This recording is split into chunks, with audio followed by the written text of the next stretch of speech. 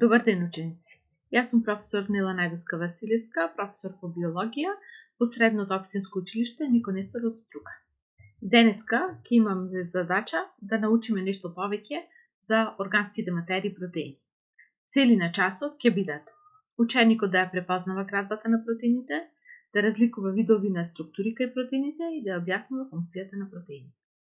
Очекувани исходи: ученикот треба да знае да ја објасни градбата на протеините, да именува различни структури на протеини и да ја набројува функциите на протеините. Протеини или белковини се важни органски соединенија на клетката и организмот, кои се застапени во најголем процент од 10 до 20% од вкупната тешина или 50% од сувата маса. Протеинската молекула ја градат хемиски елементи јаглерод, водород, кислород и азот, а кај некои сулфур или фосфор. Овие молекули се хетерополимери кои под дејство на ензими се разложуваат до аминокиселини. Во градбата на протеините влегуваат 20 различни аминокиселини кои што меѓу себе се поврзани со полипептидни врски. Протеините се разликуваат по видот, бројот и распоредот на аминокиселините што ја градат нивната полипептидна низа. Така, на пример, во молекулата на хемоглобинот кај човекот има вкупно 574 аминокиселини. Аминокиселините кои влегуваат во градбата на протеините може да бидат есенцијални и неесенцијални. Од вкупно 20 аминокиселини, 9 се есенцијални, кои ги внесуваме преку храната, а 11 од нив се неесенцијални и организмот може сам да ги синтетизира. На сликата лево е представена една аминокиселина кај која што се забележува една аминогрупа или NH2 група, една карбоксилна група или COH група и радикал кој што е врзан за С атомот, по кој што се разликуваат аминокиселините. На сликата десно е прикажан еден протеин, кај кој што се забележува на каков начин меѓу себе се поврзуваат аминокиселините. Тие овде се прикажани со топчести структури и притоа, оние кои што имаат иста боја представуваат една иста аминокиселина, а додека оние кои што имаат различна боја представуваат различни аминокиселини.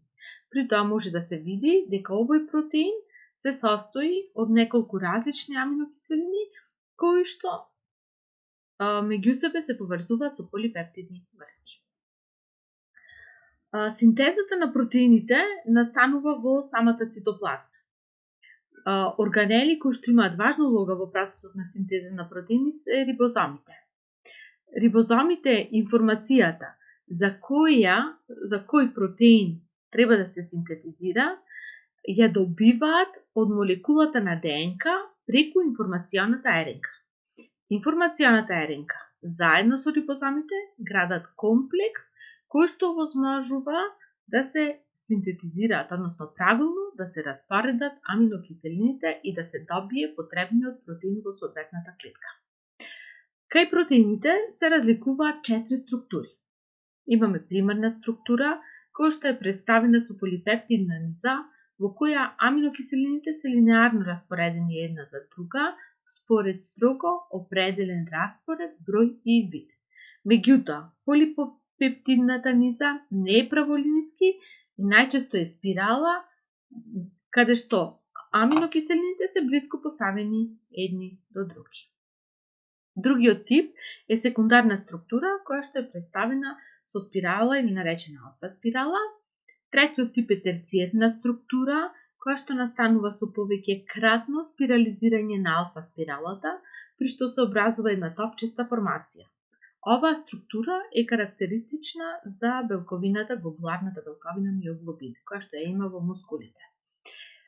И последниот тип на структура, тоа е квартерна структура, која што настанува со меѓусебно врзување на повеќе молекули со терциерна структура. Таква е молекулата на хемоглобинот, нуклеозомите и микротубулите. Протеините може да се поделат на прости, кои што се изградени само од аминокиселини, и сложени или нуклеопротеини, гликопротеини и липопротеини.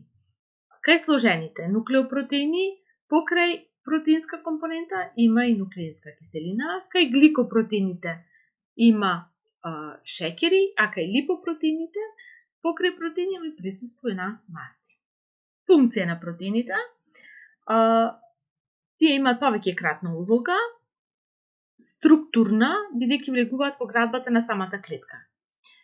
Односно, ја образуваат клетачната мембрана, како што е овде прикажано на самава слика, цитоплазмата, јадрото и хромозомите. На сликава се забележува, значи, како изградена една мембрана, велиме мембраната на клетките има липопротеинска природа. Овие сините се липиден двослој, а измеѓу нив се вметнати самите протеини. Другата улога е одбранбена, кај антителата, овде е прикажан еден вирус, овие се антителата, кои што имаат улога да го одбранат организмот. Следната улога е транспортна, бидејќи учествува во градбата на хемоглобинот кој го транспортира кислородот. Ево овде имате 4 различни вериги на глобулин кои што покрај протеинска компонента содржат и железо, за кое што се врзува кислородот. Каталитичка, кои што ги влегуваат во состав на ензимите кои ги забрзуваат биохемиските реакции, и некои од хормоните се од протеинска природа. Ево овде вака е прикажан хормонот на инсулин. Ова накратко беше за протеините. За домашна задача ќе имате да ги нацртате 4 различни структури на протеини и уште една задача да се истражи структурата на различни видови сложени протеини и каква е нивната функција. Ви благодарам многу на вниманието.